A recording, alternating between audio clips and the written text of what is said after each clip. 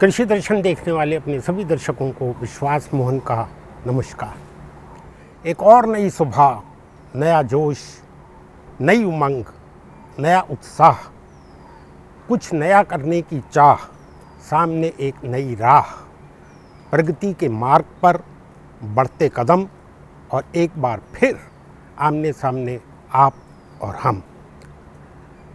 तो आइए साहब, कार्यक्रम की शुरुआत करते हैं और सबसे पहले देखते हैं कि पिछले दिनों हमारे कृषि और इसके साथ ही जुड़े हुए अन्य क्षेत्रों में क्या कुछ गतिविधियां रहीं। लीजिए, प्रस्तुत हैं खबरें खेती की। डॉक्टर अंबेडकर जयंती पर ई ट्रेडिंग पोर्टल का शुभारंभ। बेहतर मानसून का आंकलन, अच्छी फसल को आधार मिला। भेड़ नस्ल सुधार के लिए नई योजना, छोटे पशुपालकों की आय बढ़ेगी। बढ़ते ताप का मुर्गियों पर प्रभाव, बेहतर प्रबंधन के उपाय सामने आए। काजू किस्म विकास के लिए नए जीन्स मिले, उत्पादन बढ़ोतरी के आसार। नमस्कार, खबरें खेती की में आपका स्वागत है। मैं हूं पायल रावल। अब खबरें विस्तार से। राष्ट्रीय कृषि मंडी पोर्टल का औपचारिक रूप से उद्घाटन डॉक्टर भीमराव अंबेडकर की 125वीं जयंती के अवसर पर 14 अप्रैल 2016 को विज्ञान भवन नई दिल्ली में माननीय प्रधानमंत्री द्वारा किया जाएगा। इस बात की जानकारी कृषि एवं कल्याण मंत्री राधा मोहन सिंह ने नई दिल्ली में आयोजित एक प्रेस कॉन्फ्रेंस में दी। अधिकांश राज्यों ने राष्ट्रीय कृषि बाजार में शामिल होने की सहमति दे दी है और इसमें अभी तक 12 राज्यों के 365 मंडियों के प्रस्ताव को स्वीकृति दी गई है। राज्यों से प्रस्ताव आते हैं और हमारे यहाँ कमेटी है वो स्वीकृति देती है, तो 365 मंडियों को स्वीकृति दी गई है। जो 21 मार्केट जिनको हम वन ई ट्रेडिंग प्लेटफार्म देंगे, जिसका शुभारंभ प्रधानमंत्री जी करेंगे, ये राज्य हैं गुजरात, तेलंगाना, राजस्थान, मध्य प्रदेश, उत्तर प्रदेश, हरियाणा, झारखंड और हिमाचल प्रदेश। इन राज्यों के 21 मंडी वन ई ट्रेडिंग प्लेटफार्म से जुड़ जाएंगे। लगातार बढ़ते तापमान के बीच राहत दिलाती खबर है कि इस वर्ष किसान भाइयों को बेहतर मानसून मिलेगा। ताजा आंकलन के अनुसार इस वर्ष सामान्य से अधिक वर्षा होने की संभावना है। पेश है खेती से जुड़ी ये सुखद रिपोर्ट। भारत मौसम विभाग की ताज़ा रिपोर्ट बताती है कि इस वर्ष भारत में बेहतर और समय पूर्व मानसून आएगा। पूर्वानुमान है कि देश में वर्षा अधिक समय तक होगी और औसत आंकलन से 104 से 110% अधिक ही होगी। रिपोर्ट के अनुसार देश में जुलाई से सितंबर के दौरान 94% तक बरसात की संभावना है, जिसमें बढ़ोतरी भी हो सकती है। धरती की प्यास बुझाने और आगामी फसल की बेहतरी के लिए समय पूर्व और सामान्य से बेहतर मानसून एक सुखद खबर है। छोटे पशुपालकों के बीच भेड़ व्यवसाय अच्छी लोकप्रियता हासिल किए हुए है। कृषि वैज्ञानिकों द्वारा भेड़ विकास की दिशा में विशेष सफलता प्राप्त की गई है, जो नस्ल सुधार के साथ साथ प्राप्त की गई है और जो नस्ल सुधार के साथ आय में भी वृद्धि कराएगी। पेश है शोधपरक रिपोर्ट। दो राय नहीं कि वस्त्र उद्योग, दुग्ध व्यवसाय और मांस उद्योग के पीछे भेड़ का विशेष योगदान है। सच तो ये है कि आज छोटा पशुपालक भेड़ पालन को प्राथमिकता दे रहा है। इस दिशा में चेन्नई स्थित तमिलनाडु पशु चिकित्सा एवं पशु विज्ञान विश्वविद्यालय द्वारा विशेष शोध कार्य करते हुए नर भेड़ उत्पादन बढ़ोतरी से जुड़ी भेड़ बीज परियोजना की शुरुआत कर उसे विस्तार दिया गया है। इसके अंतर्गत भेड़ नस्ल सुधार के साथ साथ नर भेड़ों को बलिष्ठ भी बनाया जा रहा है। इस तरह से नर भेड़ को ऊन और मांस व्यवसाय से जोड़ भेड़ पालकों की आय में बढ़ोतरी की जाएगी। पूरे उत्तर भारत में तेजी से विस्तार लेता तापमान मुर्गी पालकों के लिए समस्या बना हुआ है। इस समस्या का विश्लेषण करते हुए वैज्ञानिकों ने उचित मुर्गी प्रबंधन के उपाय सुझाए हैं। आइए जाना जाए और उन्हें अपनाया जाए। नन्हे पक्षी मुर्गी के दड़वों तक अपना असर दिखाता ये बढ़ता ताप उन्हें बेचैन किए हुए है और उनके उत्पादन पर चोट भी कर रहा है। बरेली स्थित केंद्रीय पक्षी अनुसंधान संस्थान की रिपोर्ट के अनुसार 35 डिग्री सेल्सियस से आगे बढ़ता ताप कुक्कुट व्यवसाय के लिए घातक है। इससे पक्षी तनाव की स्थिति में आ जाता है तो उनकी उत्पादन क्षमता पर सीधी चोट करता है। सलाह है कि मुर्गी के दड़बों को ठंडा रखने का हर संभव प्रयास करें, उन्हें पर्दों से ढकें, नमी में बढ़ोतरी करें, साथ ही स्वच्छ पानी की व्यवस्था भी करें। दक्षिण भारत की फसल काजू स्वाद और स्वास्थ्य के लिए बेहतरी की दिशा में अपनी पैठ जमाए हुए है। इसी सोच के साथ कृषि वैज्ञानिकों ने काजू किस्म विकास की दिशा में शोध कार्य किए हैं और सफलता प्राप्त की है। पेश है ये रिपोर्ट। भारतीय कृषि अनुसंधान परिषद द्वारा राष्ट्रीय काजू फील्ड जीन बैंक की स्थापना की जा चुकी है। अब इसमें सुधार और विस्तार लाते हुए काजू की नई जीन्स संग्रहित की जा रही है। कृषि वैज्ञानिकों द्वारा इन्हीं जीन्स की मदद से काजू की अधिक उत्पादन देती उन्नत किस्में विकसित की जा रही हैं। पसरती गर्मी देश भर में कृषि कार्यों को प्रभावित कर रही है। आइए जाना जाए कि देश के विभिन्न भागों में मौसम का क्या हाल है और उसके अनुरूप क्या कुछ कृषि कार्य किए जाने हैं। भारतीय मौसम विज्ञान विभाग के अनुसार अगले 24 घंटों में अनुमान है कि जम्मू कश्मीर के पहाड़ी भागों में तेज बारिश के आसार हैं, जबकि उत्तराखंड और हिमाचल प्रदेश में बादल छाए रहेंगे। देश के मैदानी भागों, पंजाब, हरियाणा व उत्तर प्रदेश के अधिकांश भागों में मौसम साफ रहेगा। देश के उत्तर पूर्वी भागों, सिक्किम, असम व अरुणाचल प्रदेश के अधिकांश भागों में बारिश का अनुमान है। बिहार, झारखंड, छत्तीसगढ़ व उड़ीसा में भी मौसम साफ रहने के आसार हैं। देश के निचले व तटवर्ती इलाकों, कर्नाटक, तमिलनाडु व केरला के ज्यादातर भागों में छुटपुट बादल छाए रहेंगे। खेती की खबरों में आज बस इतना ही। कृषि दर्शन कार्यक्रम में और अधिक रोचक और ज्ञानवर्धक जानकारियों के लिए देखते रहिए कृषि दर्शन।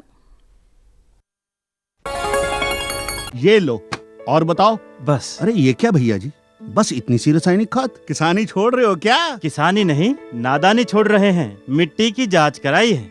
अब तो लालाजी जितनी जरूरत है उतने ही उर्वरक खेत में डालेंगे। हाँ, किसान भाई आज ही अपने जिले की नजदीकी भूमि परीक्षण प्रयोगशाला में मिट्टी की जांच जरूर करवाएं और मिट्टी में पोषक तत्व, नमी व पौधे के विकास को देखते हुए केवल जरूरत के अनुसार ही पोषक तत्व डालें। और हाँ, मिट्टी में गंधक, जस्ता, बोरोन जैसे सूक्ष्म पोषक तत्वों का पता लगाना भी न भूलें।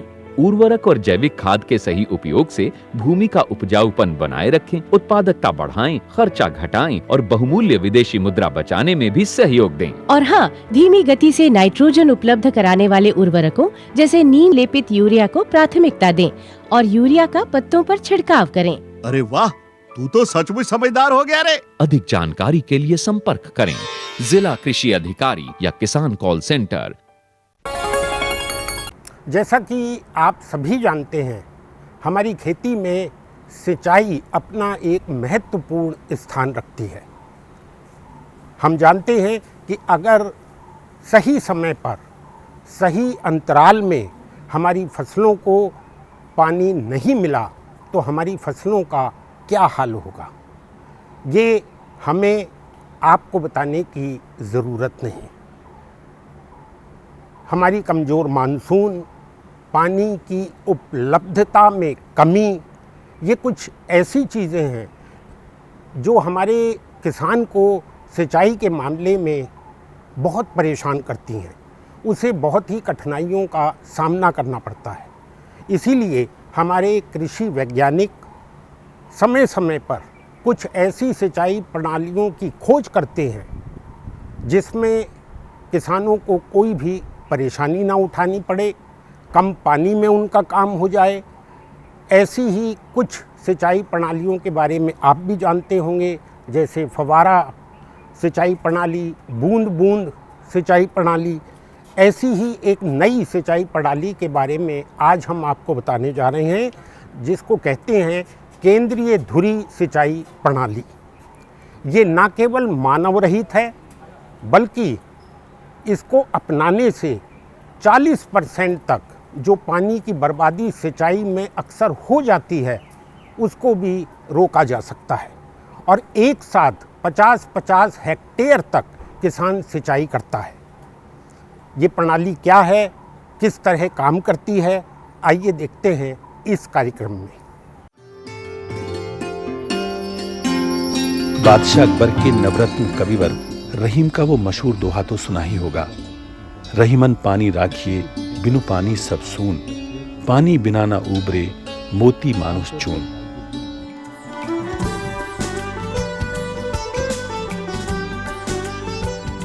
लगातार कृषि जोत का एरिया सिंचाई के अंतर्गत आने से पानी की खपत कृषि में ज़्यादा होने लगी है।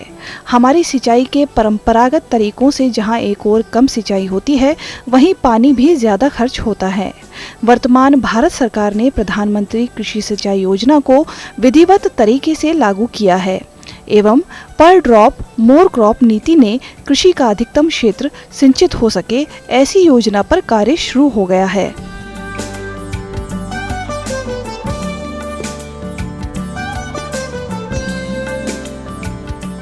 इसी योजना को आगे बढ़ाते हुए देश की शीर्ष संस्थाएं जो बीज तैयार करती हैं, केंद्रीय राज्य फार्म एवं राष्ट्रीय बीज निगम द्वारा अपने फार्मों पर सिंचाई की नवीनतम तकनीक, जिसे हम केंद्रीय धुरी सिंचाई पद्धति या प्रणाली कह सकते हैं, को अपने राजस्थान स्थित तीनों फार्म सूरतगढ़, सरदारगढ़ एवं जैतसर में लगाकर इस बार रिकॉर्ड तोड़ बीज उत्पादन कर दिखाया है।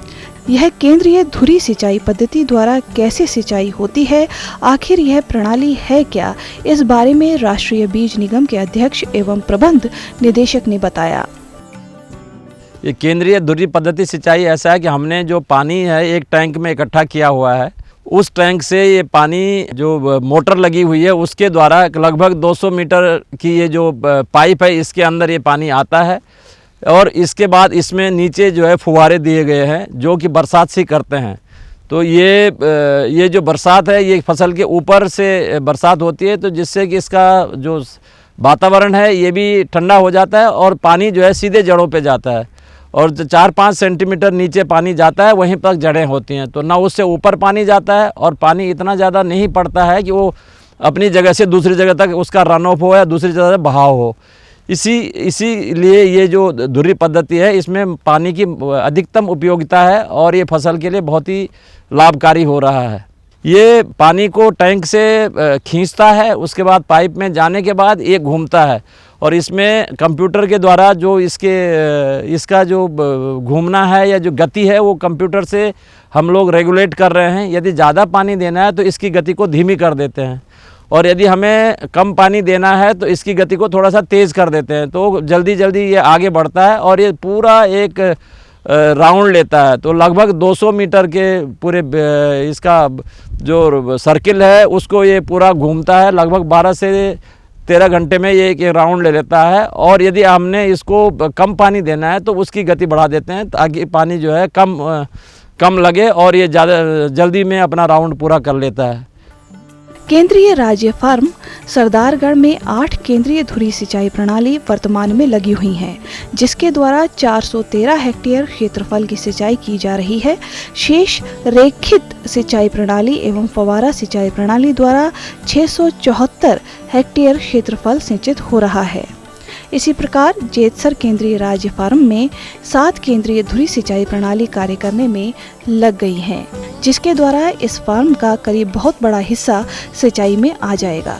वर्तमान में रबी फसल के दौरान गेहूं में 200 मिलीमीटर, जौ में 160 मिलीमीटर एवं चना फसल में 108 मिलीमीटर पानी का उपयोग किया गया। इसी प्रकार से केंद्रीय राज्य फार्म सूरतगढ़ के केंद्रीय धुरी सिंचाई पद्धति से 140 हेक्टेयर जमीन की सिंचाई होगी। इस प्रणाली से 50% पानी की बचत होगी। इस पद्धति के द्वारा पेस्टिसाइड्स एवं फर्टिलाइजर उचित मात्रा में जमीन में दी जा सकती है। इस पद्धति के द्वारा इस जमीन में फसल इंटेंसिटी की वृद्धि होती है। पुरानी सिंचाई पद्धति में क्या होता है कि हम सीधे पानी डालते हैं और उसको फ्लड इरिगेशन जो हम बोलते हैं, वो सीधे ही पानी जो है बहता रहता है पूरे खेत में। जहाँ खेत समतल नहीं है वहाँ पे जहाँ पे गहराई है वहाँ ज़्यादा पानी चला जाता है, जो थोड़ा ऊंचा है वहाँ कम पानी लगता है। उसके साथ साथ जो आपके न्यूट्रिएंट हैं जो ऊंची जगह है वो वहाँ से गहरी जगह में चले जाते हैं। तो उसमें होता क्या है कि एक जगह पे आपके ज़्यादा पानी की हो जाती है जो कि बर्बाद हो रहा है, दूसरी जगह जहाँ पे ऊंचा है वहाँ पे कम पानी हो रहा है। और उसके साथ साथ इसमें दिक्कत ये है कि एक जगह पे ज़्यादा न्यूट्रिएंट इकट्ठा हो जाते हैं, दूसरी जगह पे न्यूट्रिएंट बह जाते हैं। तो वो पुरानी पद्धति और नई पद्धति में इसमें यही फ़र्क है कि जहाँ पे पौधे को जितनी आवश्यकता है इसमें उतना ही पानी दे रहा है, उतना ही न्यूट्रिएंट मिल रहा है। तो इसमें जो हमारी पानी की और केमिकल्स की है उनकी उपयोगिता भी बढ़ रही है और पानी की उपयोगिता विशेषकर बढ़ रही है। पिछले दिनों राजस्थान स्थित तीनों केंद्रीय राज्य फार्मों पर भारत सरकार के कृषि एवं किसान कल्याण मंत्रालय के सचिव श्री S.K. पटनायक एवं संयुक्त सचिव श्री R.K. सिंह ने दौरा किया। सूरतगढ़ फार्म पर कृषि सचिव के कर कमलों द्वारा खंड 1 में 2 केंद्रीय धुरी सिंचाई प्रणाली का उद्घाटन किया।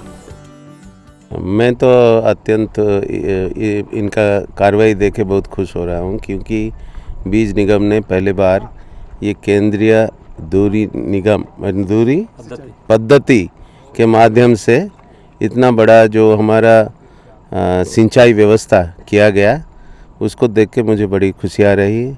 आपको पता होगा प्रधानमंत्री जी ने भी हमारे प्रधानमंत्री कृषि सिंचाई योजना को बड़े बढ़ावा दे रहे हैं। इसमें कैसे कम पानी में ज़्यादा ज़मीन का सिंचाई किया जा सकता है, इसके लिए हम सोच रहे हैं। इसके अलावा ये सिंचाई का जो साधन है इसमें जितना कॉस्ट लगता है वो बहुत कम है।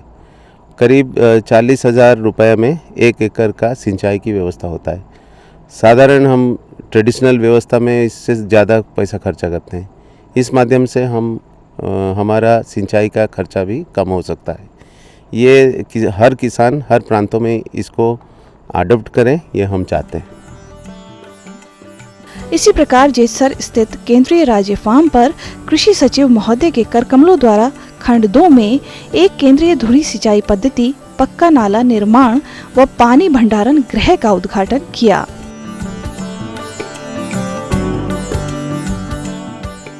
अपने दौरे के आखिरी में सरदारगढ़ स्थित केंद्रीय राज्य फार्म में कृषि सचिव ने केंद्रीय धुरी सिंचाई पद्धति का उद्घाटन किया एवं फील्ड का दौरा कर लहलहाती फसलों को भी देखा। इस अवसर पर इस सिंचाई पद्धति के बारे में केंद्रीय कृषि सचिव महोदय ने कहा, ये इरिगेशन सिस्टम आने के बाद इसमें परिवर्तन कैसा आया, ये हम चाहते हैं कि इसको कैप्चर किया जाए और लोगों में इसका प्रसारण किया जाए। लोगों को पता होना चाहिए कि बंजर भूमि जिसमें कुछ भी पानी का ये फैसिलिटी नहीं रहता है, उसको कम पानी कैसे हम उसको इस्तेमाल कर सकते हैं हमारे क्रॉप लेने के लिए। भारत सरकार की ओर से हमारे एक माइक्रो इरिगेशन स्कीम है जिसमें ड्रिप और स्प्रिंकलर के लिए सब्सिडी दिया जाता है। सभी राज्यों को ये दिया जाता है। इसमें साधारण हमारे जो कन्वेंशनल ड्रिप इरिगेशन होता है और कन्वेंशनल स्प्रिंकलर इरिगेशन है उसके लिए दिया जाता है। उसी स्कीम के तहत ये जो धुरी सिंचाई योजना जो हम बोलते हैं वो पिवोटल सिस्टम, उसके लिए भी दिया जा सकता है और इसका फ़ायदा लोग लें। हम ये चाहते हैं कि ज़्यादा से ज़्यादा किसानों में इसका पॉपुलैरिटी किया जाए और वो इसका फ़ायदा उठाएं। इसी मौके पर फार्मों में अधिक एवं गुणवत्ता युक्त बीजों के उत्पादन को लेकर भारत सरकार के संयुक्त सचिव श्री R.K. सिंह ने बताया, मुझे बहुत खुशी हो रही है कि नेशनल सीड्स कॉर्पोरेशन ने अपने करीब सारे जो उनके फार्म्स हैं राजस्थान में और कर्नाटक में, इन सब में ये बहुत लार्ज स्केल का मैकेनाइज्ड एक स्प्रिंकलर सिस्टम लगाया है जिसको सेंट्रल पिवट इरिगेशन सिस्टम कहा जाता है। और भारतवर्ष में उन्होंने इस इरिगेशन सिस्टम को पायनियर किया है और यहाँ पे हमारे ये जो फार्म्स हैं इन्हीं में ये इरिगेशन सिस्टम आपको मिलेगा। इसकी एफिशिएंसी बाकी स्प्रिंकलर सिस्टम से करीब 2 से 3 गुना ज़्यादा है और इसके कारण आप चारों तरफ देख रहे हैं जो ये डेजर्ट नुमा जो एरिया था जहाँ पे कोई भी सारा वेस्टलैंड था, जहाँ पे कोई खेती नहीं की जा सकती थी, उस पर आप आज के दिन में लहलहाते फसल आपको देखने को मिलेगा। और इस सिस्टम को हम और ज़्यादा लार्ज स्केल फार्मिंग में खास करके सारे देश में एक्सपैंड करना चाहेंगे ताकि ये एफिशिएंट इरिगेशन सिस्टम सारे देश में व्यापक रूप में आ सके। केंद्रीय धुरी सिंचाई प्रणाली के प्रयोग एवं उपज के आंकड़ों के अनुसार ऐसा देखने में आया है कि सरसों में 33% तथा जौ में 9% की उपज में वृद्धि देखी गई है। फव्वारा सिंचाई प्रणाली से सरसों में 14% एवं जौ में 5% की बढ़ोतरी हुई है। सरदारगढ़ फार्म पर जल संचय के लिए 7 डिग्गियों का निर्माण किया गया है, जो इन सिंचाई प्रणालियों के लिए प्रयोग में लाई जा रही हैं।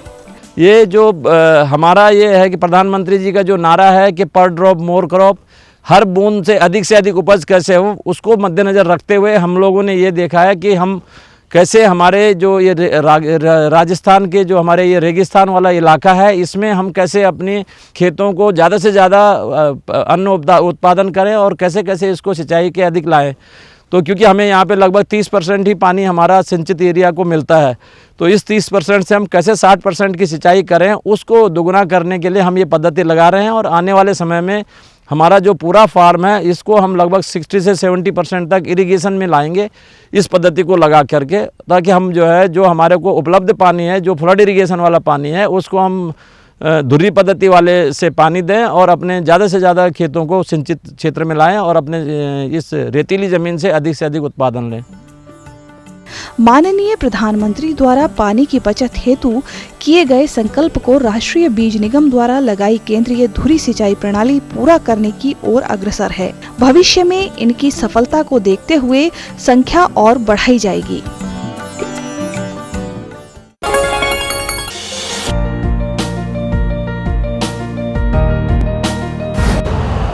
यूरिया का स्वदेशी उत्पादन 70 लाख टन बढ़ाने के लिए 6 उर्वरक संयंत्रों का उद्धार किया जा रहा है। FCIL के गोरखपुर, सिंदरी, तलचर और रामागुंडम संयंत्र, HFCL की बरौनी इकाई और BVFCL की नामरू फोर्थ। सोने पर सुहागा ये है कि देश में अब बनेगा सिर्फ नीम लेपित यूरिया, क्योंकि इससे होगा किसानों का फायदा ही फायदा। अनाज का उत्पादन 10% तक बढ़ेगा। बढ़ेगी 10 से 15% नाइट्रोजन क्षमता।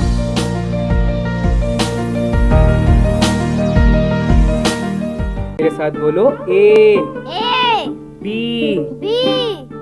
अरे नादान, बच्चे को ABC सिखा रहा है। अरे काम धंधे की ABC तू कब सीखेगा? ये देख विज्ञापन। तेरे जैसे कृषि विज्ञान सीखे हुए युवाओं के लिए भारत सरकार के कृषि मंत्रालय ने एक योजना बनाई है, ACABC। ACABC? जी हाँ, ACABC यानी एग्री क्लिनिक्स और एग्री बिजनेस सेंटर। इसके तहत कृषि विज्ञान पढ़े युवाओं का चयन होने पर उन्हें मुफ्त ट्रेनिंग दी जाती है और हाँ, अपना कारोबार चलाने के लिए बैंक से लोन भी मिलता है। इसके साथ ही अगर युवा अपने इलाके के किसानों की खुशहाली के लिए उन्हें खेती बाड़ी व अपने कारोबार से जुड़ी लाभदायक जानकारी देते रहेंगे, तो उन्हें लोन पर 36 से 44% तक की सब्सिडी भी मिलेगी। तब तो मैं जरूर सीखूंगा काम धंधे की ABC। शाबाश, चलो अपनाएं स्वरोजगार, खेती में हो विकास अपार। आपको हमारा कार्यक्रम कृषि दर्शन कैसा लगा? अपने सुझाव, प्रतिक्रियाएं एवं सवाल हमें इस पते पर भेजें। कृषि दर्शन, कमरा नंबर 10, CPC दूरदर्शन, खेलगांव, नई दिल्ली 110049। जुड़िए हमारे साथ ट्विटर पर twitter.com/कृषिदर्शन-dd, फेसबुक पर facebook.com/कृषिदर्शन-dd और देखिए कृषि दर्शन अब YouTube पर भी youtube.com/user/कृषिदर्शन-dd। भेजें हमें मेल कृषिदर्शन-dd@gmail.com पर। और अब क्योंकि इसी के साथ ही हमारे आज के कृषि दर्शन का समय समाप्त हुआ जाता है, लेकिन इससे पहले कि हम आपसे आज्ञा लें, आपको बताना चाहेंगे कल के प्रोग्राम के बारे में। कल देखना ना भूलें आपकी चिट्ठी, आपका ईमेल। और अब दीजिए इजाज़त, मिलेंगे अगली बार, तब तक के लिए नमस्कार।